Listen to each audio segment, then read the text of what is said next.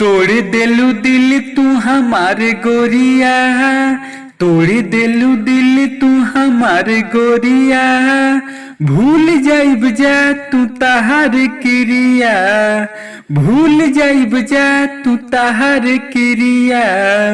तोड़ देलू दिल तू हमारे गोरिया, तोड़ देलू दिल तू हमारे गोरिया। भूल जाइब जा तू तहार क्रिया, भूल जाइब जा तू तहार क्रिया। फोटो हमार बारू फरले हो, सपना के हमारा जरले हो। दिल में समा के कोरिजा में छुड़ा बारू तू हमारा मरले हो, मरले हो। फोटो हमार बारू फरले हो, सपना के हमारा जरले हो। दिल में समा के कोरिजा में छुड़ा बारू तू हमारा मरले हो। करेलू हमारे कायब तू फिक्रिया, करेलू हमारी कायब तू फिक्रिया।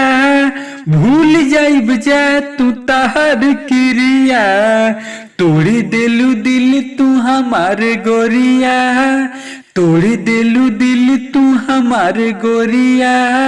भूल जाइब जा तू तहार क्रिया, भूल जाइब जा तू तहार क्रिया। कही के हमरा के जान हो गइलू तू अनजान हो। पल में को देले बारू राकेश के जीवन में तू सुनसान हो, सान हो। कही के हमरा के जान हो गइलू तू अनजान हो। पल में को देले बारू राकेश के जीवन में तू सुनसान हो। प्यार के सिला तू देले बारू बढ़िया, प्यार के सिला तू देले बारू बढ़िया।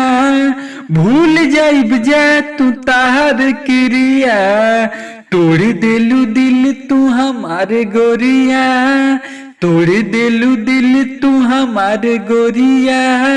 भूल जाइब जा तू तहार क्रिया, भूल जाइब जा तू तहार क्रिया, भूल जाइब जा तू तहार क्रिया।